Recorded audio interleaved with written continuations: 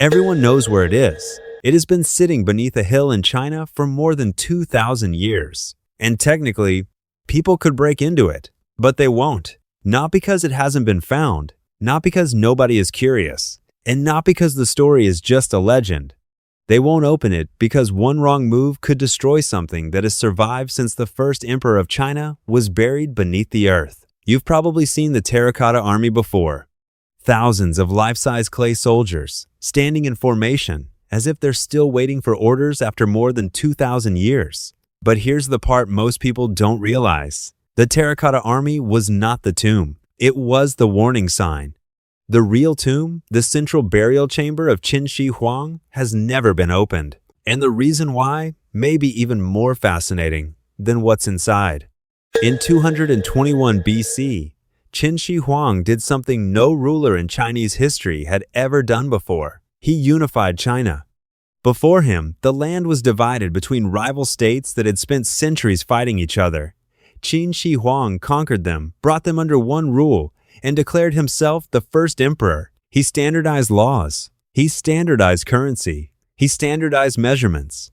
He even standardized the writing system. This was not just a king building a kingdom. This was a man trying to create a world that would outlast him. And when he died, his burial site was built to match that ambition.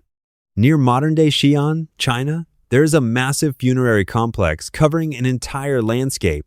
At the center of it is a burial mound, rising from the ground like a small hill. Beneath that mound is believed to be the emperor's main tomb. It has remained sealed for over 2,000 years. And that is where the mystery begins. Because archaeologists are not confused about where the tomb is. They know the location. They have studied the area for decades. They have used remote sensing, geophysical surveys, and soil testing to learn more about what lies beneath the surface without digging directly into the central chamber. So the question is not, where's the tomb? The question is, why hasn't anyone opened it? The first reason is simple.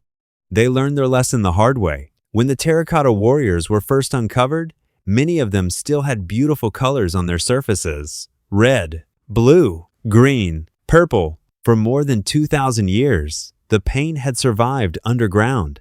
But when the statues were exposed to open air, the colors began to peel away. In some cases, the damage happened shockingly fast. What had been preserved for thousands of years could disappear in minutes or hours. Now imagine that same problem inside the emperor's actual burial chamber. Not just paint on clay soldiers, silk, wood, lacquer, ancient documents, organic materials. Objects that may have survived only because they have been sealed away from the outside world. Opening the tomb is not like opening a box. It is more like breaking a 2,000-year-old time capsule. And once that seal is broken, there is no reset button. That brings us to the second reason. Archaeology is not just about discovery. It is also about restraint. A lot of people imagine archaeology as treasure hunting. You find something ancient, you dig it up, you reveal the secret. But real archaeology is much more careful than that, because excavation is destruction. Even when it is done professionally, digging changes a site forever. A tomb can only be opened for the first time once. The first rush of air, the first change in humidity, the first exposure to light, the first contact with the modern world. All of that matters. And if scientists are not absolutely sure they can protect what is inside, then leaving it sealed may actually be the most responsible choice. That is what makes Qin Shi Huang's tomb so unusual. The mystery is not that we cannot open it. The mystery is that we can and still choose not to. The third reason is that modern science is already learning from the tomb without tearing it open. Researchers have studied the mound and the surrounding area using non-invasive methods. They can map structures underground. They can examine soil samples. They can study chemical traces. And one of the strangest findings is mercury. Ancient Chinese records claim that inside the tomb, there were rivers and seas made of mercury, designed to represent the waterways of the emperor's empire. That sounds almost impossible. It sounds like mythology. But soil studies around the burial mound have found unusually high levels of mercury. That does not prove every ancient description is true, but it does suggest that at least part of the legend may be based on something real. And the legends are extraordinary. Ancient texts describe an underground palace, a ceiling decorated to look like the night sky, a landscape of rivers and seas flowing with mercury, and mechanical crossbows set to fire at anyone who tried to break in. Are those details accurate? Are they exaggerations? Are they political propaganda created to make the first emperor seem even more powerful after death? Nobody knows for sure, and that is exactly why the tomb is so powerful. The less we know, the larger it becomes in our imagination. But to archaeologists, mystery is not a reason to rush. It is a reason to slow down. Because if even a small part of those ancient descriptions is true, then opening the tomb too early could be one of the greatest archaeological mistakes in history.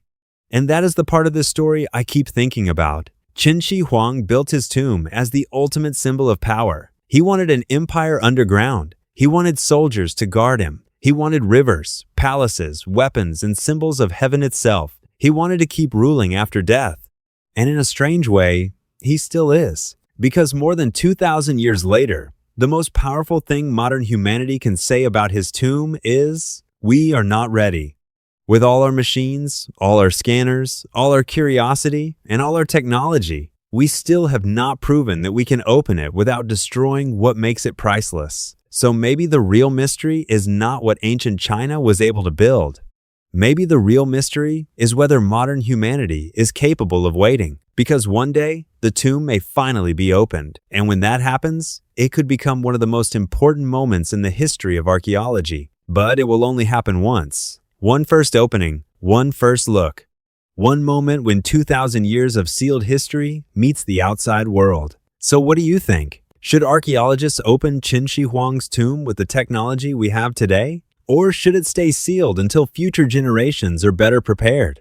Comment "Open it" if you think it's time. Comment "Wait" if you think some mysteries are worth protecting. And if you want more stories like this, subscribe because history is full of places we still are not ready to understand.